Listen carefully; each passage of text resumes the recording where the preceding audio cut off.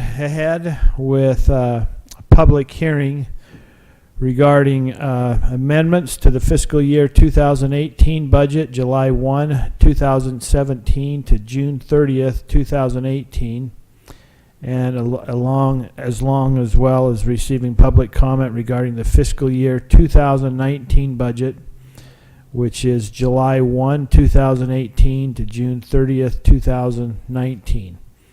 Anybody that would like to make public comment, they come forward at this time. Seeing none, we will close the public comment period, and we will go into the action items of this special session. Item number 1, review and action on a resolution approving adjustments to the fiscal year ending June 30th, 2018. Kyle, I'm going to have you come up and get kind of cozy there at the microphone, if you don't mind. Sure. Kyle, I think that we've received several emails. Is there any questions that anybody has for our finance director considering the adjustments to last year's bill, this current year budget? All right, hearing none, I would entertain a motion. You want to? We have a motion by Council Member Taylor to approve the adjustments to the fiscal year ending June 30th, 2018 budget. Have a second? Seconded by Council Member Christiansen. Any discussion on the motion? Hearing none, I'll call for a roll call vote. Council Member Christiansen? Aye. Council Member Shelton? Aye. Council Member Barnes? Aye. Council Member Carroll? Aye. Council Member Taylor? Aye. Thank you. Item number 2 is a review and action on a resolution setting the certified tax rate for fiscal year ending June 30th, 2019. I'm just going to go right into questions. If we don't have any questions, there's no sense in just talking about things that we already know. If something we don't understand, if we have a question, we have our expert right here in front of us. Is there any questions for Kyle at this time? Do you want to scroll up just a little bit, Vendolin, on the motion?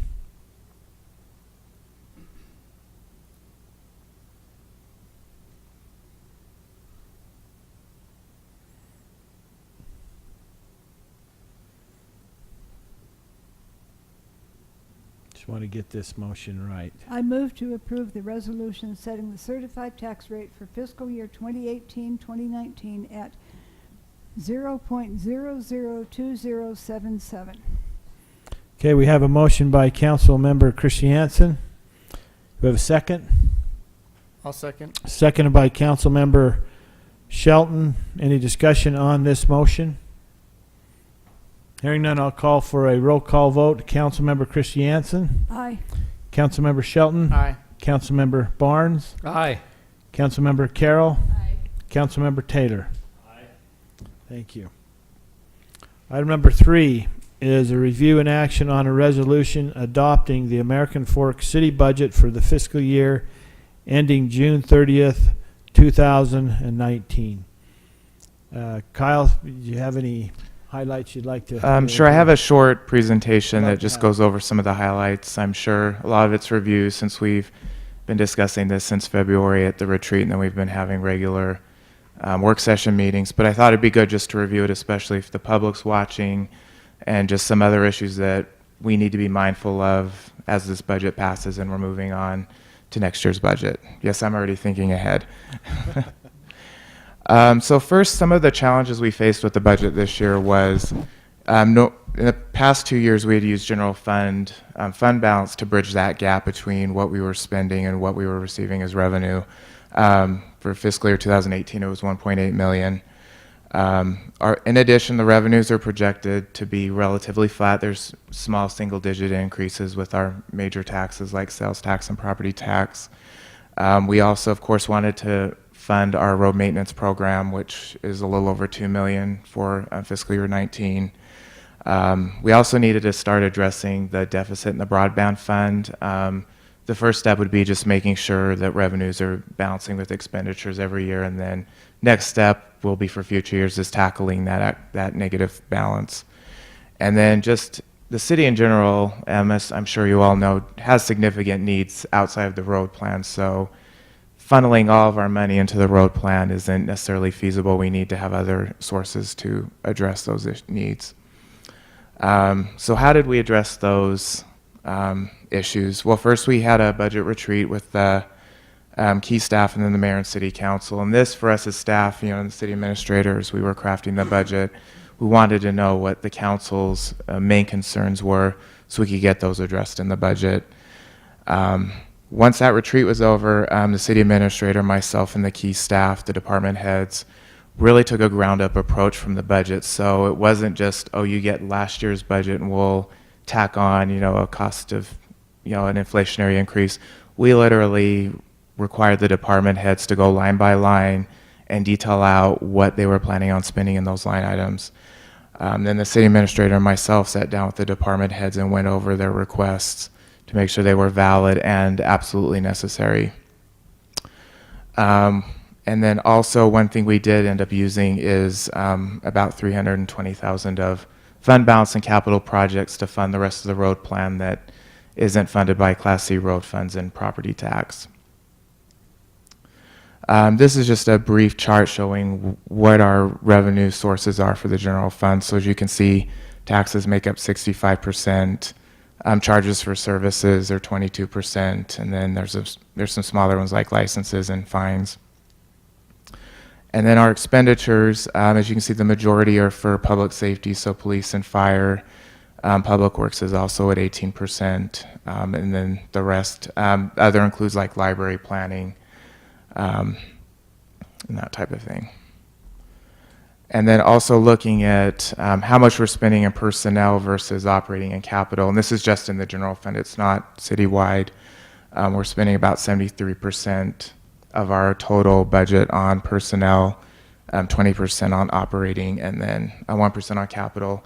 This is actually a little lower than most cities on the personnel side. Most cities are running in the mid to high 70s. So we try to be judicious in the use of personnel because we know that's a major cost for any city. One thing I did just want to briefly go over is I know there was some discussion last week on the library budget, and I just wanted to make sure we were clear on what we were funding in this budget, just to make sure we're on the same page. The former library director had 4 additional funding requests to her budget for fiscal year 19. One was for books and materials, Rosetta Stone, and then new carpet for the first floor of the library. We did fund all of those completely. The 4th one, she did ask for tuition reimbursement for a staff member. The city currently doesn't have a citywide tuition reimbursement policy. We just don't have the funding for it. And we felt there was a fairness issue if we were offering it to this one employee when there were many others that have been asking about it. And then in addition, we did not receive any personnel increases. The administration didn't receive any personnel increases from the library director, or we would have discussed that when we went over the expenditures in the council work session. And of note, this slide unfortunately is wrong. Library and then the public safety, so police and fire, are the only departments that didn't see operating budget cuts. The remainder of the departments did. So another thing I looked at is what our 5-year funding history for the library has been. So overall, their total budget has increased 24.5%, so that's about 5.7% a year. And then just strictly looking at their operating, not like their capital or their personnel, it's about a 46% increase over 5 years. Another thing I did was I looked at all of the Utah County cities and what they're spending on libraries. And on this chart, just to make it clear, some cities don't have a library, Cedar Hills, for example, but they're spending money for library services other places, and it is on this chart. As you can see, Provo and Orem are at the top, and then we're about 5th down. One indicator I thought might be useful is taking the total operating budget, the total expenditures for the library and dividing it by the number of population to get a per capita amount. So we're number 3 in the county on library spending. Provo and Orem, of course, are they're the the higher ones. So now that we've talked a little bit about the budget, here's just a list of some things we did fund in the budget this year. So one is to have a consultant work on a five-year financial forecast with administration, HR performance management software, and then also request tracking software to hopefully help residents get their concerns to us. We can address them and then respond quickly to those concerns. The only personnel increases funded were in the police department. We recommend funding for 2 part-time records clerks. The police chief had asked for 1 full-time. Administration had requested if we could go to 2 part-time. And then a crossing guard for the junior high on 1120 North. Funding for parks interchange maintenance, flag rotation and tree purchase for the cemetery. And then one major item is instead of running deficits in the broadband fund, this is the first year, we're actually going to have a general fund subsidy to at least zero the fund out. So at least it's not adding to the negative fund balance. In addition, we did fund the pavement management plan, and then we did receive a grant for 700 North. The city does have to purchase some land with that, which is funded for in road impact fees. Continued work on Fire Station 52, so the engineering and design work.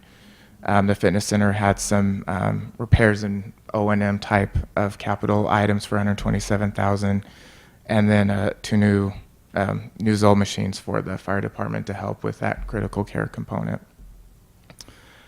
We also were recommending funding for the spring line replacement, and then starting engineering and design work on the 36-inch water line, UDOT utility betterments, evaluation on rehabilitating the upper water tank, the well site study at the TOD, and then just general water line replacements, which includes our CDBG program for about $772,000. Now the unfun things, the things we just didn't have the money to fund this year. One is citywide fleet replacement program. The police had asked for a full-time records clerk, which we had recommended funding for 2 part-time. That's included in the budget. A code enforcement officer and then a traffic officer are not recommended for funding. The streets department had asked for street lighting upgrades for $100,000, water trailer-mounted generator, pressurized irrigation, wanted some lower filter station improvements for 1.2, and we on that had requested to do a little bit more, evaluation of what the needs are for that filter station before we actually recommend funding improvements, and then a fusion splicer for the broadband fund. The police had asked for additional vehicles. We did fund some of them in the budget. The streets had asked for a dedicated sign truck, the fire department a brush truck, and then the fire department battalion chief combat vehicle. Just a few things to keep in mind as we move forward, now that we get the budget passed, and as I said, we're already starting working on the next one. We definitely need a stable road fund funding source to look at. The new fire station that's being proposed, that'll have some significant operating and furniture, fixtures, and equipment expenditures, a fleet replacement plan with funding, and then if any wage, salary, and benefit adjustments are needed. I'm sure a lot of you have heard about the public safety agencies are all seeming to increase their pay, and there will be a point we'll have to catch up to retain our great officers. And then just funding just general inflationary operating increases. And then just, and right now we're just seeing low single-digit tax increases. We had been in a period where we were seeing double-digit sales tax increases, and those have seemed to level off. And in my opinion, it will continue that way, especially as neighboring cities build up their sales tax base. I think AF will still be a regional shopping destination, but people in Saratoga Springs aren't going to have to come for American Fork for everything once their commercial starts building up. As I mentioned, the deficit in broadband fund, and then just making sure we're stabilizing our general fund balance and keeping that at a good percentage in case we do run into a rainy day issue or we need those funds. So with that, if you have any questions for me on the budget or anything you'd like me to go into more detail on. just have one that's kind of related to a couple of things. The property tax, I'm trying to find where it was, but I think it was like 2006 or 07 was the last time there was an increase. Correct. Has there been some discussion of what we would need as far as a property tax and how soon and what the impacts of that would be? If we started into any of that discussion at all? Because I don't think that's something you can do, wake up one morning and get it done that week. I think it's going to take some time, and Right. we I mean, need to it's, start a it's serious discussion on it. You're absolutely I'm correct. on public record now, I guess, No. of saying Barnes is proposing a tax increase, but I think we seriously need to look Well, at I think that. it's something we need to look at. One of the major issues, and I'm sure you all know, is how we're actually going to fund the operations of the fire station. There's a lot of balls up in the air with that right now. Exactly, we haven't finalized the design of the station. There's still some questions on the land for that fire station. So until those costs, we can get them pinned down a little bit, we can't forecast what we will need. So that's one of the things we'll be working on before January, once we finalize that. Because as you mentioned, you're absolutely correct. I mean, it's a lengthy discussion. It needs a lot of careful thought on something such as a property tax increase.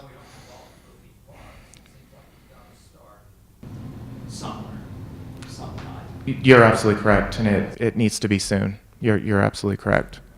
Right.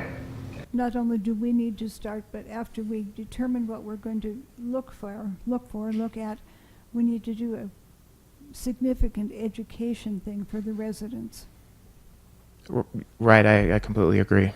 That's one of the things that I think is critical, because we say, I've been in a discussion before, I said, well, for your information, when we have people who were tax evangelists coming after us, I said the last property tax we experienced in America before was 2007, I believe. 6 and 7. Yeah. Right. And then they said, well, that doesn't mean that because the last one we had was in 2007, that we automatically should have one just by virtue of, and that goes to what Councilmember Christiansen said. If we can show why we're doing that, rather than, hey, we haven't had one for 12 years, then I think we put ourselves in a better position of what you've done here. I would love for the public to get a hold of. As always, the chamber is full for the budget meeting.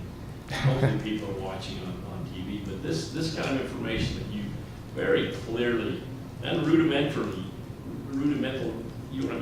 put out for people to be able to read and understand, shows that this isn't a cavalier process. I mean, we go through this, and so if we're intending on doing that, and we see that education process, I think is absolutely key.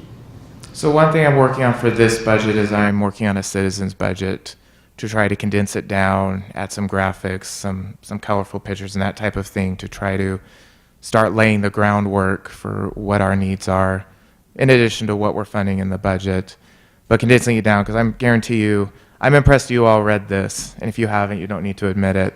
But I mean, this is a lengthy document. Your normal citizen isn't going to read a 200-page document, so I mean, we need to condense it down to a few pages, so it'll be actually something they'll actually read. I know we've talked about it in the past. I've always been very impressed with the school district. They call it their stakeholder report they put out annually, and it's a quick infographic that you can read. It doesn't necessarily always highlight all the budget items, but kind of the key points that you can say, man, that's being good use of my money. It's going somewhere, and I'm okay with what they're doing, right? I know we've talked about that over time, and I think that even if we put out a quarterly one, I think that would be great through the utility bill and online and through social media, just saying, hey, here's the last quarter. Maybe highlight different departments throughout the year, but I think as you do that, that'll change the settlement a little bit, and people have a better degree of trust because we're trying to be more transparent with what's going on. Okay. No, that's a great idea. I can work on that. And I'm really excited for July 1st to happen, because that means we get to start on our goals that we decided back in February on, right? And one of those was a 5-year plan. And I think that's really going to help answer a lot of these questions and help us communicate that to the public, is saying, hey, we're not just looking, not that we've always only been 1 year out, Right. but now we're really looking at the weight on the city financially over the next 5 years and how we're going to be is the right word judicious? Is that how you say that, Clark? With the funds? Okay, gotcha. So, yeah. The other thing I wanted to just point out here, I noticed in the budget, I really appreciate the email that David had sent out. We recently did a policy manual and had talked about how we handle employees that have capped out at a certain range. And I think it's great if we're going to come back and say, hey, let's give them all the bonus. They'll be capped, but they'll get that bonus. But I'm wondering if we need to go back and change our employee manual to reflect that same policy. What I'd hate to have happen is the policy is year to year based on who's capped and who's not. It'd just be good to have that straight policy in there. And as I look at it, hopefully we're maintaining a low level of people that are in that capped position because we're doing frequent wage studies to make sure that they're not. But if we are, I think we're just tripping over dollars to pick up dimes to say we're taking a half year off or 1 year off for half the employees, because we're saving substantial amount of money by not adding to that base every year, right? By just giving the bonus. But I think that we have to look at the employee morale, and I think it's great philosophically with the fund balance, and I'll get to that in a minute. But I think the people that have really taken it have been the employees. We look where a lot of that savings has come from. It's been from vacation time, comp time, and now we're looking at capping and things of that nature. And so I think we just got to be cognizant of that to make sure we have a great workforce. It wasn't too long ago we had issues in the police department where we were having the revolving door, and that gets to be very expensive. And I've always been of the mindset, better retain a really good employee, much more expensive to have to try to replace that employee. And I think we have to look philosophically as well. We've grown a ton as a city. I mean, you drive by Ventaro and it's just mind-boggling the number of people that are moving in there. And then we talk about the densities over at the TOD and what we're looking at. And all of that's going to bring either added cost or a lower level of service on the city side. And that's the teeter-totter in the balance, right, of the budget, is how are we doing that. So I think I would love to see us take a look at that. I know the comp time policy has been very strict, but I think we have to look at that. We've got a substantial amount of growth, and we have to look at those hours and say, where are they best used?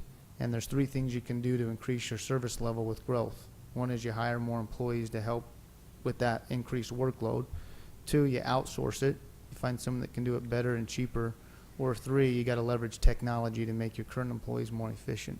And so my other excitement is for us to really look at that technology to see what we can leverage to try to get those cost savings. 'Cause I think that's going to be our biggest pressure in the future, is how do we handle all this growth and still maintain our level of service that we're used to historically. On that note, I noticed we talked about a code enforcement officer, and last year we talked about needing to add one because there's been so many issues code enforcement wise. And I think this year would be a great opportunity to do that. I know we cut it out of the budget, I think you said. Is that right? Well, it was a new position that wasn't recommended for funding. So it wasn't necessarily cut. We just didn't recommend it for funding. Right. So this would be 2 full times. Right.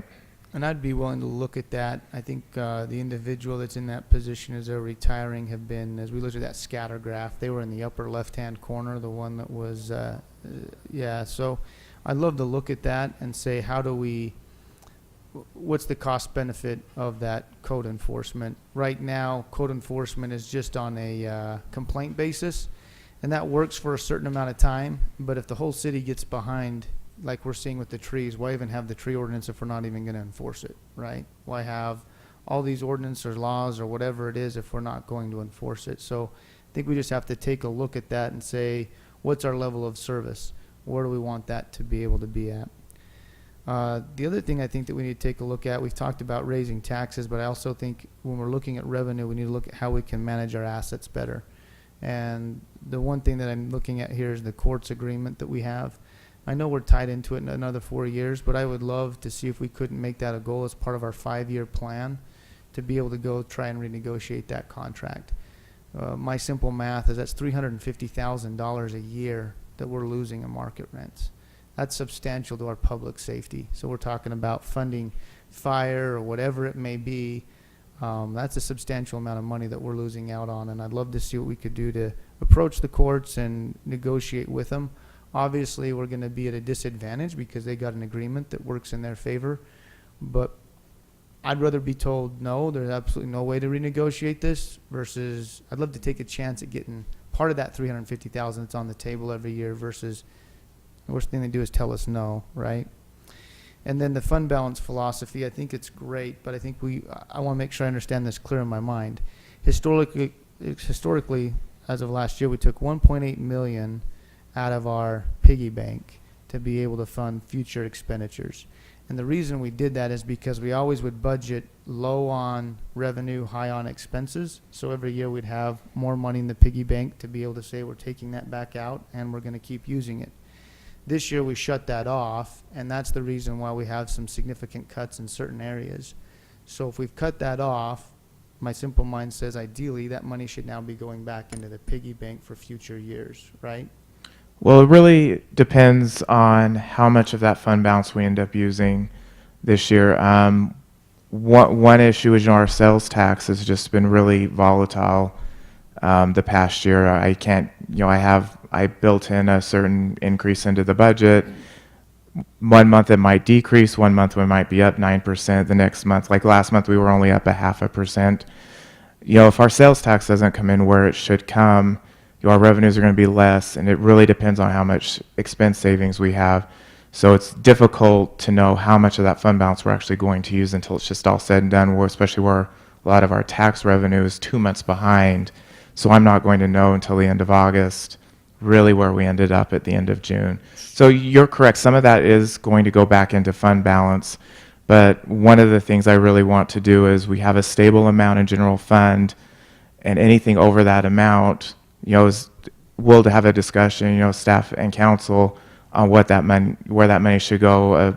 A couple cities I know, they automatically transfer that to capital projects, and it goes for capital projects because really that's more one-time, it's like a one-time excess, and they'll just transfer that over and use it for capital projects.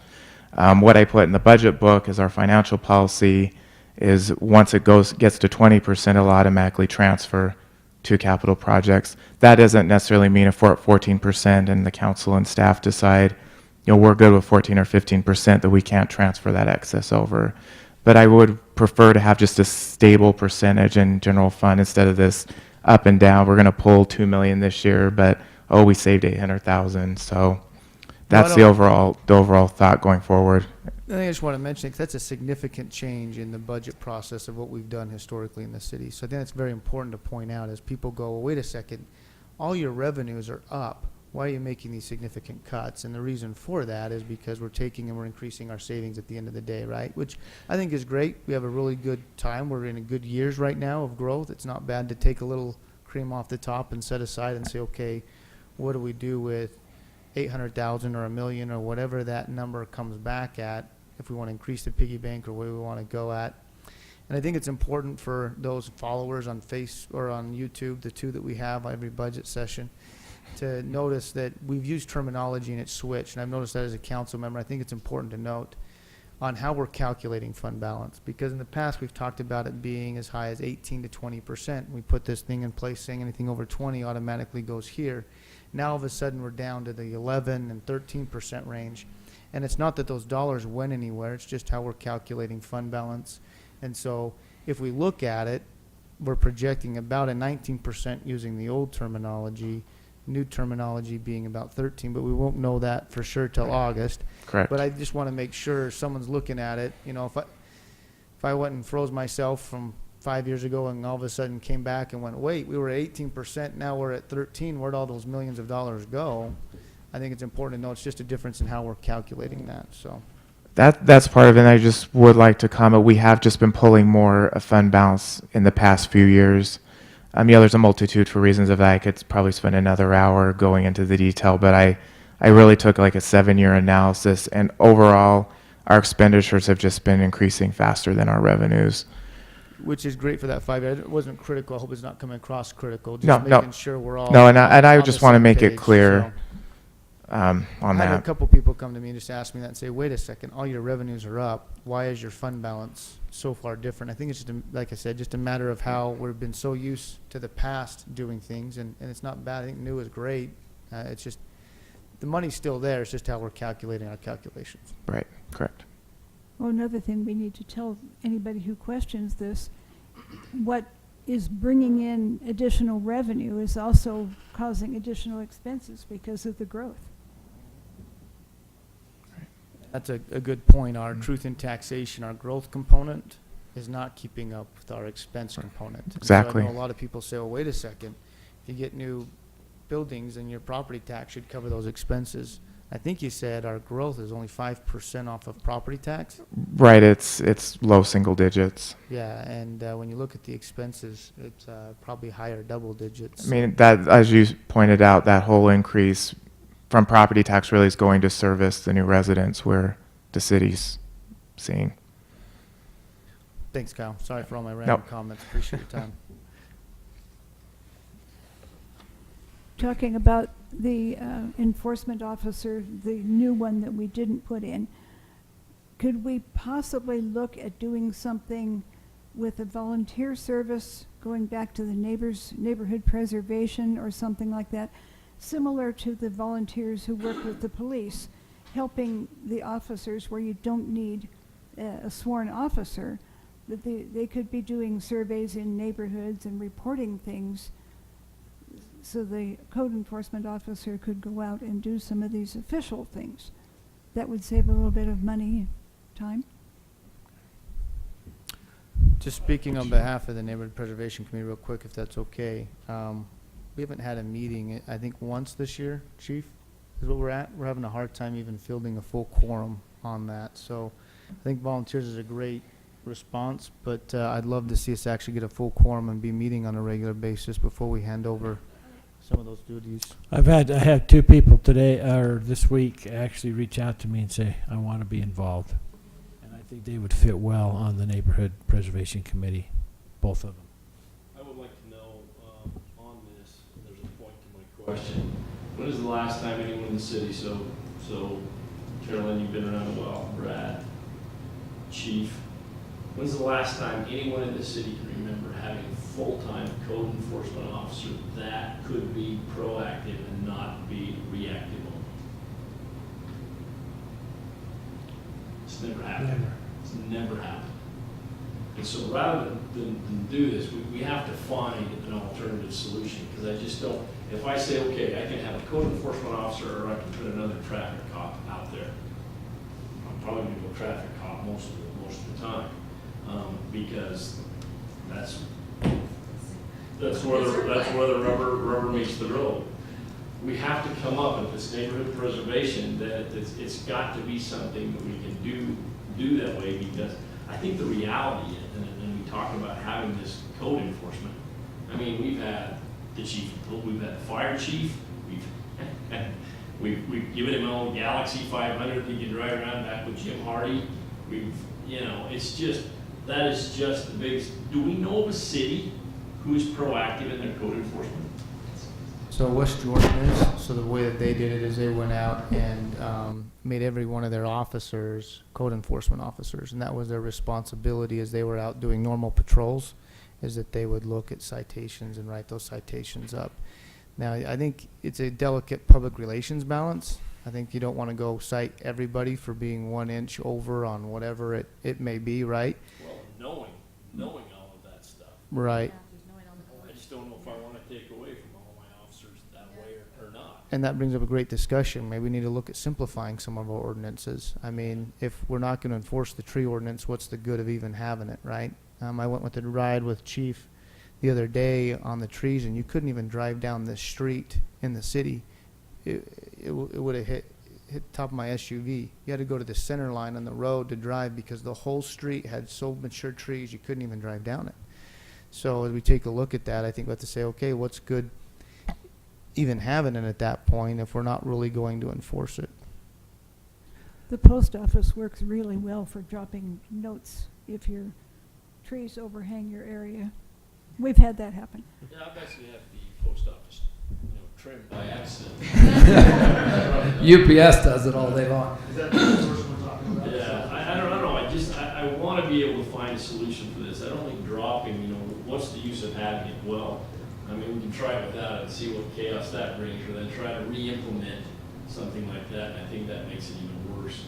This is a discussion for another time. But we have to talk about some of these strategic things, because it makes a difference. We get very tactical when we talk about budgets. And the solutions, on the other hand, are not quite as simple. And you've done a tremendous job, Kyle, of putting this all together, along with all of the staff. There's a couple things, though, and I won't go long, I promise, but there's a couple things that I'm just adamantly against. I'm against caps. Who's going to take a job when they know they have a cap? Well, my salary's capped. I'm done.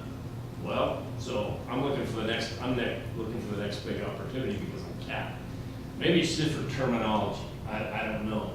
But that stuff's just, as someone who runs a small business, I would never say that to my employees because I know I would be rehiring and retraining and going through that process all again.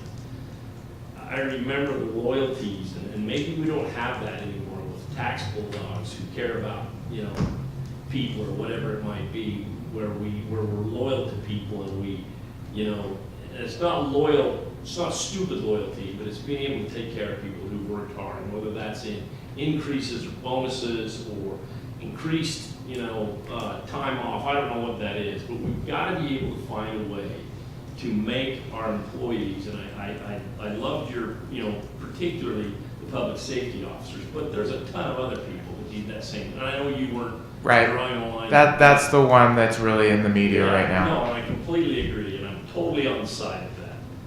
And so is everyone else when they have a crisis. And, they absolutely want people there. And so I think we have to kind of work our discussions, and maybe some of our offsites need to be how we are going to do some of those simple things. Code enforcement, salaries, those kind of things, and being able to understand that. I just think that we have enough good minds, and then they start really good over there and they get weaker right after Stacy. But I think, no, you're still on the high level, Stacy. You're still on the high level. Maybe it's Kevin and I that dip off a little bit. I don't know, I think we have to find a way, though, to kind of address some of those things. Brad talks about people want to volunteer. I have a lot of people that want to do that as well. And I don't know. Is it as simple as, go online and be able to report? Well, you can already do that, but no one uses it. We've got to think about these things as we and take the interest. And maybe it's like a budget process. Maybe we say, by the end of this year, calendar year, we're going to have a couple things in place to make the budget process easier. And we're going to talk about these key things that we just talked about, and we're going to have a preliminary in September. We're going to have something in the end of October, and then we're ready to make that decision by the first part of December. I just think we're really in a unique time, and that's the whole reason I wanted to come back, is because this group is really good. And I'm glad all the public's here to hear me say this, but with the changes that have been made in the hierarchy. I'm really pumped about what's going on here. I'm really excited about this council because I think we're opinionated and I think we're open-minded, and I think that's a great combination. I'm very excited about Brad and the way he governs and the way he does things. And I don't have to patronize anyone in here, but I just think we should take advantage while we have this kind of cooperative environment and get some things done. Because you know what? Next year it may not be like that. And so we should be smart and spend the time like we do with the budget on some of these personnel issues and different things that can really make a difference. I don't even think we need to pay for studies. I think we can handle it. I think we're smart enough to be able to do that. And nobody knows us like we do. Yeah, well, and some of us live through it all the time, and some daily, and know what to do that way. And I don't know. I just really think we should take advantage. All this information that's been disseminated, and Kyle, again, I don't want to have you get all puffed up, but I love what you've done with the budget. It's digestible. It's I can see what's happening, Okay. and that's fantastic. Great. And I just think, man, so let's take some of this organization and some of this cooperative and collaborative workflow that we have here and put it to some of these things we talked about, you know, from neighborhood preservation to, you know, personnel issues and salaries and those kind of things. I just think, man, I would far rather come to a work session where we could get engaged in something like that for 3 hours than listen to a developer tell me how stupid I am because I don't know what's going on with the DOD. And I know they're all processes, but man, I think we could do some really good things as a group. I just really do. I second that. Yeah, I would second it. My vast experience of 2.5 years, this is just such a change. And it's great to see everybody working together, but we do have separate opinions. And I actually really started to read this, and I understood it. So it's much, much better, at least at my level. This document is what I'm referring to, the budget. I just want to insert one thing on the code enforcement. Somewhere in my mind, I've got a recollection that the state legislature is looking serious at this. Correct me if I'm wrong, Chief. But at some point, they've had discussion about requiring that we actually have certified police officers to do that. So with that introduction, would you respond to just that much of what I said? But thank you. They had laws that had changed that, but they undid it last session. So now we're back to the point that we can enforce these things with somebody who's not certified. That position was originally designed to be certified, but for a couple of reasons it didn't turn out to be that way with Jay. The problem with code enforcement is a lot of times it's closely tied to drug activity. So there's a danger factor there. So somewhere down the road, that needs to become a certified position just for a safety. You know, there's more than a handful of times when I was out with Jim Hardy that he had to wait in the car because bad things happen. So there is a safety factor there. And that's just indicative of what you're saying. I think we need to have meetings where we can get into the detail and really start to understand it. Because I think if we make decisions with a lack of available information, then we will have a tendency to make worse decisions. Doesn't mean we need to know everything, but we need to have enough information and enough discussion amongst staff and council and everybody else. And I totally agree. I've had a problem for a long, long time, not just here. But an expert is defined as a squirt under pressure in some dictionaries. In other dictionaries, it's somebody with a briefcase that's more than 50 miles away from home. And all these other things. We've got enough experience in this room that I think we can do a pretty darn good job without paying money that we don't need to pay. So I totally second that part of your speech. I'm really excited for July 1st. I think all that's encompassed in those things that we wanted to accomplish this year. So really putting down those milestones and working together will be awesome. Great. Looking forward instead of just reacting. Yeah, absolutely. Mayor, I would move approval of a resolution adopting the American Fork City budget for fiscal year ending June 30th, 2019. Second. And if you want to finish that, Jim. And filing of the appropriate documents with the state of Utah. We have a motion by Councilman Taylor and a second by Council Member Barnes. Any discussion? Just out of curiosity, are you guys going to review the handbook and maybe bring back that one section that talks about caps, or at least having further discussion on that? I think it's something we could consider. It was adopted.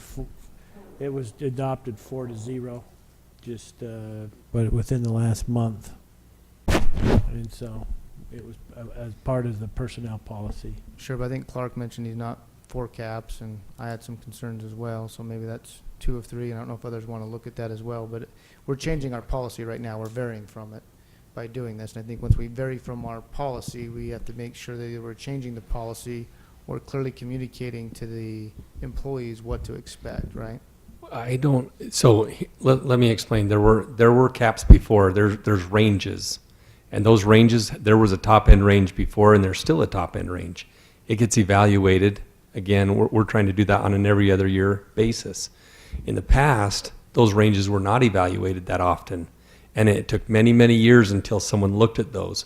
So there were employees that were capped, and that may not be the right word, but at the top end of their range. And so we can definitely have that discussion again if there's further questions about that. That's not a problem. It is standard in the industry, in municipal government, to have ranges for employees, and there is typically a top end of the range. And if we call that a cap, then we call it a cap. But we can definitely talk about that and go through that again. But previous to this policy, we still had ranges with the top end of the range. So, Sure, I guess just making sure, because right now it says every other year, right?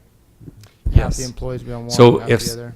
if someone's at the top end of their range or capped, then they would receive a bonus every other year for that. Right. I'm just saying with this budget we're adopting, we're moving away from that. So I think either we got to change or clearly communicate to the employees what to expect. We're not moving away from it in this budget. We're not. There's only a limited number of people who are at the top end of their range, and so this year they would all be funded. But next year, if the policy were to stay the same, and I'm not saying that it can't change, but next year those people who got a bonus this year would not get a bonus next year, but there would be new employees who would potentially reach the top end of their range. They would get a bonus that year.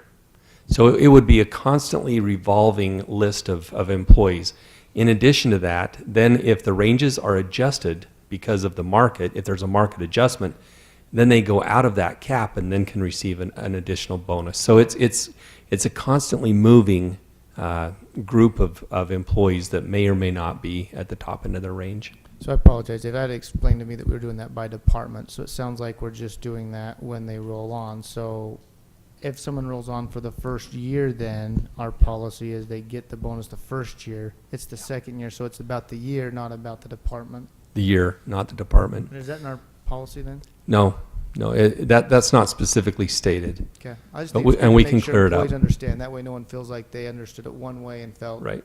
deceived or cheated or Yeah. anything of that nature. Yep. Okay, I have a motion and a second to adopt this coming year's budget.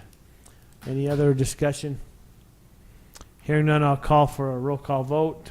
Council Member Christiansen, Aye. Council Member Shelton, Aye. Council Member Barnes, Aye. Council Member Carroll, Council Member Tater. Thank you. And thank you for all the wonderful work and just the good discussion and feedback here tonight. We will take it to heart. Item number 4, I'll entertain a motion to adjourn. Second. Motion by Council Member Tater, second by Council Member Christiansen. All in favor, say aye. Okay, we stand adjourned. Thank you, Kyle. Appreciate it.